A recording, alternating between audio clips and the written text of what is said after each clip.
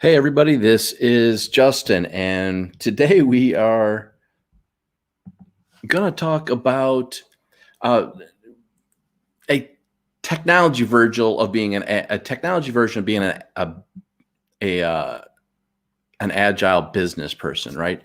And what I commonly refer to this as is the blended business, is what I've been calling this lately. And the reason we're going to talk about this is because we are now we started in March. I mean, we're almost 200 plus days into the pandemic. We do not know from day to day what's going to happen in our business. We do not know from day to day what we are going to do to communicate, to effectively do our business, to lead generate. A lot of our models, especially if they were in person, have changed quite dramatically. And it's kind of one of the things that we need to talk about is how do we, one, shift our mindset from this, and two, be able to kind of pivot on the fly, right? I think more than ever in today's world, we need to make sure that we can pivot quickly. We got to know our markets. We have to know where the trends are going, but that doesn't always mean just straight real estate. That also means what's going on around us, what's going on in the rules, what's the rules, what's happening, right? There are so many things that have been thrown at us in 2020 that one of the things that I really want to make sure that we do in our business is be able to change and adapt and modify quickly. Now, in today's session, what we're going to do a lot of is talk about how to keep that business going from a technology perspective, so you can turn on or off the tools that you need without breaking your bank. Because really, last week's session we talked about was goals. And one of the things that I probably should have mentioned that I didn't mention is part of those goals probably needs to be reviewing your budget and seeing where you can streamline some things. So I'm not really trying to encourage you to increase any dollars, but I want you to be able to know that you can when you need to or when you have to, right? In March, when everything happened for me, I bought a lot more technology. One of the tools that I am using today to operate this conversation I'm having with you was purchased recently. But I could, because of different things that I have done throughout my time to separate those expenses out, so I had a little bit of buffer in there.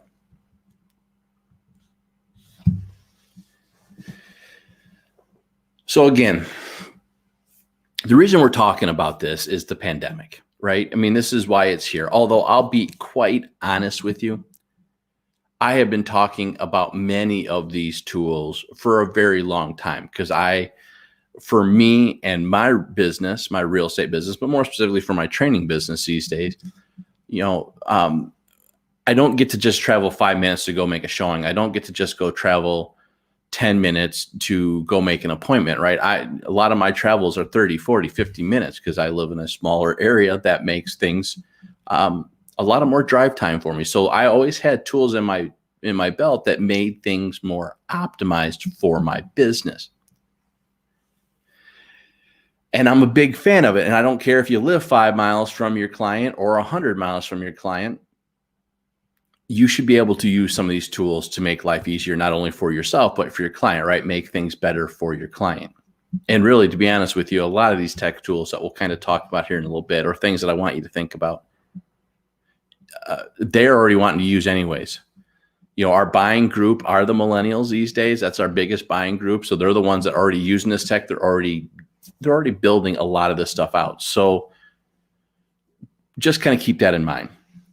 Now, for my term, I call it a blended business. Well, just to give you a little bit more history about me from a background perspective, I'm a trainer. I'm a trainer by heart. I'm a trainer by trade. I'm a trainer by career. I have been doing training since, probably 1995.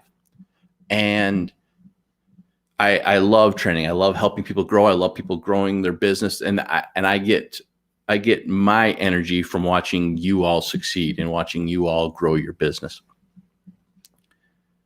Well, in the training world, it's been around for years, probably decades, really. And it was a model called blended learning. And what this blended learning means when you come out there and I'm trying to teach you, not only do I want to be in front of you, instructor-led training, so I want to be person to person in front of you. Webinar would kind of go along with that instructor-led, although I still think the in-person is still way better. I also need to have other ways of communicating with you that are effective and efficient for my learners, right? So I need to have some what is called distance learning strategies. And those distance learning strategies would be, on-demand training, some computer-aided training that goes on in the system, right? So I might have a video that you have to watch, or I may have built an exercise that you have to do online, right? This would be some of those things in there. And then the model together, the culmination of both of those together would bring us an complete effective learning solution for you as a client of mine, as a learner. And that is what I do today. Most of my training models still today will have a series of webinars, but they'll also have a series of other ways to get my material, right? So I have a site out there, the jblteam.com, and it has opportunities for you to do this, listen to me here live, but also to come out there and get some learning that can happen at your speed. And that is pretty much one of the most effective ways to get that done today. Well, that's where I got the term blended business, because I really believe that is the same model we need to fill today. I really believe that is the same thing that we need to do in our business today. Not only do you want to be in front of your clients, you want to be in front of them, talking to them, shaking their hand, greeting them, right? But you're also going to have other ways that you can communicate. And yes, phone technically works, and it's a fine solution. But there are other ways that you're going to want to communicate with them via video chat or text messaging, right? Those are also solutions to things that we are definitely familiar with. But it doesn't stop it there, right?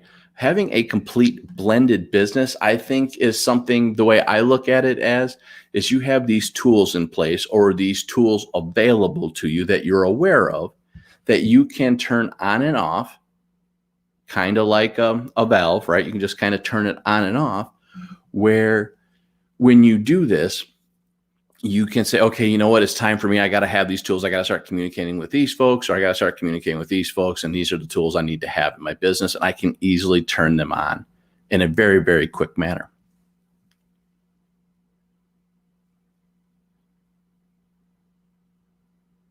So here's kind of some of the avenues I want you to think about when you look for these tools in your business. I want you to think about it from a communication perspective. And when I'm talking communication, I'm talking a direct communication to your clients. So that would be stuff like, let's not talk about the examples yet. So you want to have a communication solution. You want to have that available to you. Now, not only do you want to have it with your direct clients, but you also want to have some tools out there that can communicate from a perspective opportunity that goes out there as well. You also are going to have some sort of tools out there that will communicate, or that will deal with the business aspect of a transaction, right? So getting contracts signed, managing what stage it's in, being able to communicate with them in that platform. So those are some of the other things that you're going to want to look at in here as well. And then you're also going to want to have some things besides transaction-based. Also, how are you going to work with your client, both physically and virtually, right? How are you going to do that? So work with your clients, communications, and more of the transaction side of the world and how you're going to get this done. So let's talk about this from a tech perspective, right? So the first part, how are we going to communicate with our clients? How are we going to communicate with our clients? It's going to depend on what tools you have. Now, you may have a CRM already available that is doing some of that for you, right? You might have emails going out to your clients on a fairly consistent basis, and that works, right? Again, these are some of the tools that I'm telling you and talking to you about that are outside of what you're doing from an in-person perspective. These are going to be tools that you need to have that you might have to be able to turn on or up the ante in to have more of those things that we can't do today. So have that CRM. Now, we have real popular real estate CRMs, KV Core. You have BombBomb, which is not only real estate anymore, but it kind of goes out there. BombBomb's a video-based platform. You also have tools like LionDesk, right? You have a lot of them that are out there. There's real popular ones. But if you don't want to spend money on just having email communications with your clients, look at tools like Mailchimp and Convertkit. Those tools are awesome for you in your business. Those tools will help you by far grow your business faster than, I shouldn't say grow your business, but it'll help you communicate your business quicker and faster than you might be used to in today's world.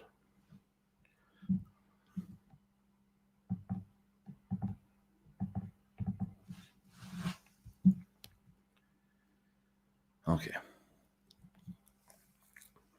So that's one of them. You got those two things that are out there. ConvertKit, Mailchimp, you have that's available to you.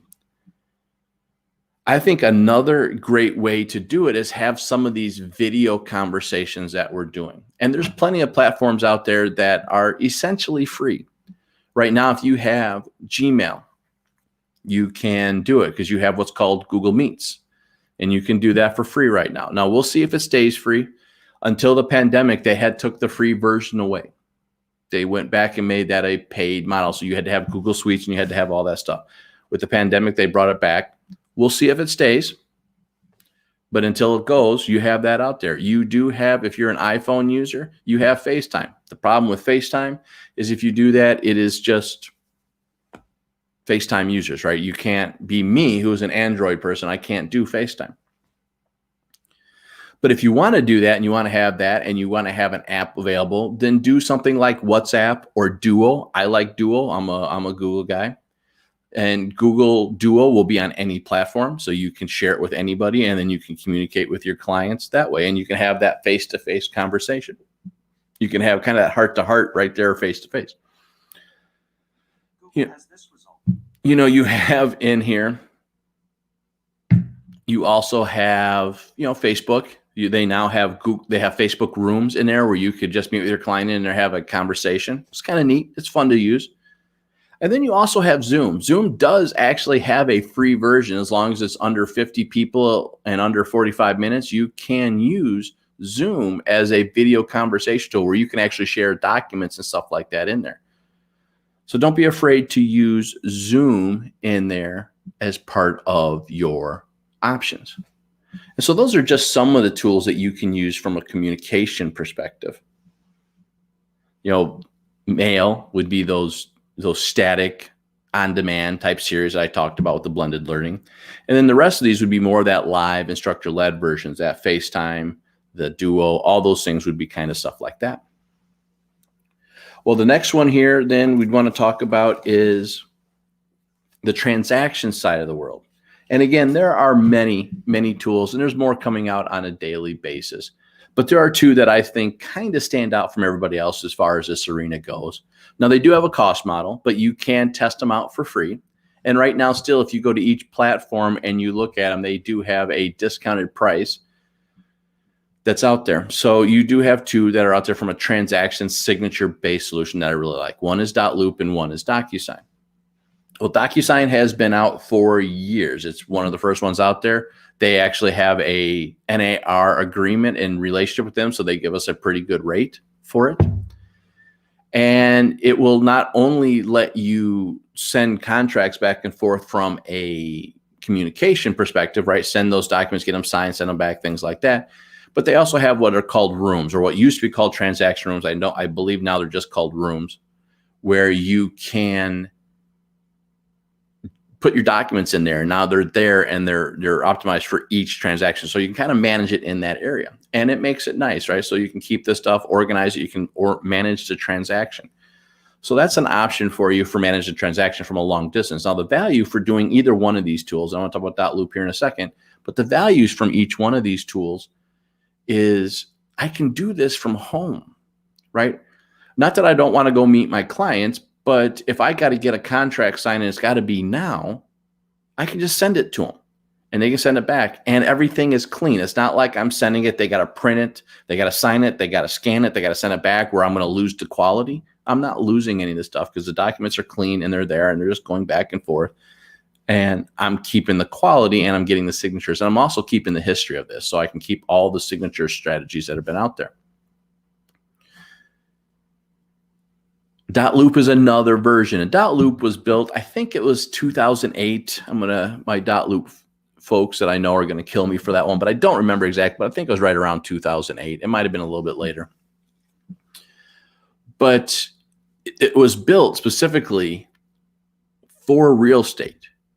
It was built as a tool that was designed to manage transactions from start to finish, have my clients added, get the documents started, get it under contract, go to the closing table. It was managed to have all that stuff in there. And what's really powerful about Dotloop is they have worked with almost any broker. Well, they have worked with all brokerages that have paid for it and most associations across the country to get the documents in their system. So they already have all the intelligence built in them. So when they use this tool, they can now just fill in the blank, so to speak. And most of it gets filled up by auto population from information that we have previously entered.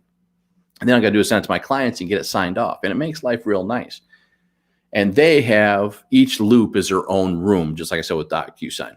So that's two of them. Again, there are other ones out there, Zip Forms. I do know there are other tools. I can't think of the names right off the top of my head right now, but I do know there are other tools and they're all great. And if you like the one you use, put them in the comments. Tell me what it is. I'll always like to learn a new way of doing this and putting that information out there. So if you have a tool that you like, let me know. And I'll be happy to research it and do a little bit for it. But I'm going to tell you one thing. If you're going to go with the signature platform, make sure that it follows the Signature Act of 2000 and 1999. There's another one in there, 1999, that follows those, which basically says we have to be able to make sure we can identify who, when, and where this document was signed. Make sure you have that. So what you need to make sure is they have basically a certification page that will verify each and every signature. That's the only thing I'm going to say about all those documents. Just make sure you have that. And just as an FYI, as a side note, most banks are actually starting to require that certification page. Okay, and the last here, not the last, but just kind of things that I'm going to talk about here as the last, is working with your clients. And I want to add a little bit extra on the end, so some things I really want you to think about.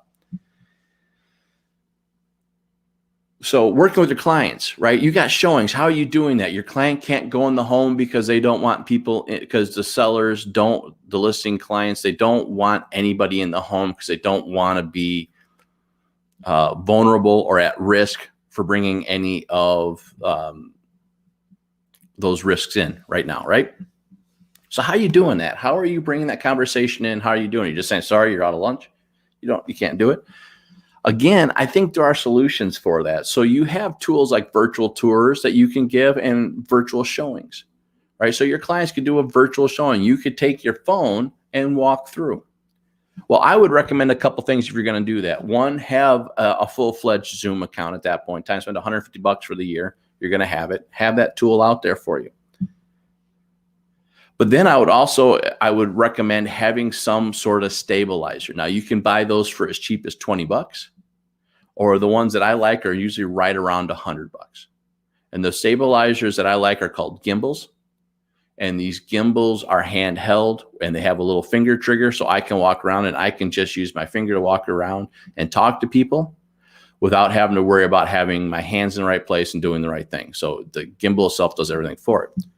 But when you do that, now you can walk around, you can talk to your clients while the phone is sitting at you and they're seeing it out there, right? The phone would be on a gimbal. It would be facing like this towards the rooms, and you would just scan around. And for you on the podcast, pure audio only, all I'm doing is hold my phone up, mimicking a gimbal, and rotating my hand to show what it looks like. And you're seeing the back end of my phone. But that's what you're doing, right? So that's how we're trying to get this done. So virtual showings are easy. I think you can just set that up and you can set up with Zoom. Now, what I really like, to be honest with you, is the next part, the virtual tours. Like maybe I'm trying to do an open house and my client's okay with me being in there, but they don't want 20 people in the house from a security perspective, or really even from a virus risk perspective at this particular point, right? They may not want either one of those. So what I like, again, is still Zoom. But what I typically do is I have Zoom and then I have Calendly, right? Now, there are calendar scheduling tools out there. There are a lot of them. Mine is Calendly, CALEND.LY. And again, for all of you folks that are listening to this or doing whatever, please understand, I will put these in the comment section of each post and you'll be able to see them from there. But I like Calendly. So when I tag team up Zoom and Calendly, I now have the ability to schedule time frames where people can schedule the appointment, right? So when I come in here, I can sit there and say, okay, you know what? From 12 to 12:15, there's an appointment. From 12:20 to 12:35, there's an appointment, right? I can schedule this out. And the reason I always say give a 5-minute break is just give yourself time to regather, get yourself resituated, things like that. And maybe the time is longer. You have to kind of figure that out for yourself, but I can do this. And what I really love about that two combination, and there may be, again, other combinations out there. And if you know them, let me know. But what I really like about this combination is I just lead generated. All right, I did an open house, I did it virtually, and I lead generated. Because what has to happen when they use Calendly, they have to sign in, essentially, right? They have to give me their name, and they're going to at least give me their email address, because that's how the link's going to get sent to them. So now I've got at least 2 bits of information. If I want more, I can put more, right? I can do that. Now I have that information out there. And the nice thing about it from a Zoom perspective, I can always delete those videos after. So, right, those videos will be gone in, after the end of the session, if I want them to be. So it'd be real nice to do. So that's just one thing to do from a virtual showing perspective. Now for the extra. So let's talk about this. So those are just some ways to keep a blended business model in place. Those are just some tools, some things that will help you stay just a little bit more able to adapt quickly. And again, there are a ton. And at the end, again, there's a resource guide I have at the bottom here. There will be a link, and probably in the post credits, I will tell you how to get to that link. But there's a resource guide that has all these in here, and you can go find them in case you can't remember this in the session. Don't worry about it. I will have a resource guide available for you. Now, but I do want to talk about a couple things. One of the things that I want to make sure I talk about is this. I don't want you to stop having networking events, right? Use webinar tools to go out there and create your own networking event, right? If your area has stopped networking with business leaders, create your own. Go out there and create your own and meet with these folks. Most haven't. Most have finally adapted to this, but in case they haven't, jumped on it. Maybe create your own anyways. It's a real good tool to do. It's what I did very early on. I was one of the first just saying, come, let's just go talk, right? Let's just go talk. And it made life a little bit easier. Now people are starting to get used to it. They're getting a little more numb to it. But what's nice about having these webinar tools or these meeting tools is you can turn it off as necessary, right? If you're back to meeting in person, now it's just there. And maybe you still add a little bit of that webinar solution that will get added at the end, right? You say, okay, every Monday is our networking event. Every Wednesday evening, we're just going to have a little 20-minute get together, right? Nothing big, things like that. You can always add it. Or if you want to even go that way, you can say, what? Every Monday is our networking event, but there is going to be a virtual version of it as well, where you can see everybody in place and maybe you can do some chats and people will talk to you, right? Things like that you might be able to do. Get creative with it. But here's some other things that I want you to think about, because this is how people are finding you right now, right? People are going to find you via your website. So make sure your website is optimized. Make sure you have what you want to see. Make sure that front page is out there the way you need it to be. And when I'm talking about your website, I don't mean that literally. I don't mean www.mywebsite.com. If it's Facebook and it's your business page, optimize that business page. Take that time, get it done. If it's Instagram, same thing, right? Whatever is your find me page called a website, make sure it's optimized for your business. Traditional websites are still probably the most popular thing I see in the real estate. It's not the only thing. Just as a hint, guys, not the only thing. So don't hesitate to worry about that and just optimize that stuff. And then also make sure you get very, very good with your social media. Have communications out there. I recommend doing video. This podcast that some of you are listening to from an audio version actually is being done via video first, right? I am actually on a platform, my eProfessor of Real Estate Facebook group, and they're seeing it first. If you want to join it, join it. Go find it. I'll let you in. Happy to let you in. But it goes from there, and then I convert it to audio. I take some time to get this stuff corrected. But my point for all that is I think video is the best way out there right now, because it's still, you get to have your face in front of people. But get that social media going. Have your Facebook on there. Have your Twitter, whatever you're using, LinkedIn, Instagram, TikTok, whatever it may be. You need to use whatever you can and get that out there. But make sure that social media solutions are where you have it at and where you want it. And use it a little more diligently, not just for personal, although personal is absolutely okay and actually preferable in some situations. But we still got to be out there saying we are the local resource, the local expert. So today, what we talked about the pandemic. What is a blended business? We gave you some options in here, and that took this time. Hopefully you liked it. Hopefully you got something from it. At all times, if you have questions, comments, let me know. Email me, put them in your platforms. I'd love to hear from you. Let me know. I want to hear from you. And I always want to help you grow. So if you have something you want to know, something you want to learn, let me know. And I'm going to put it in the podcast for sure. Great talking, everybody. Hope you got something from this, and we will see you next week.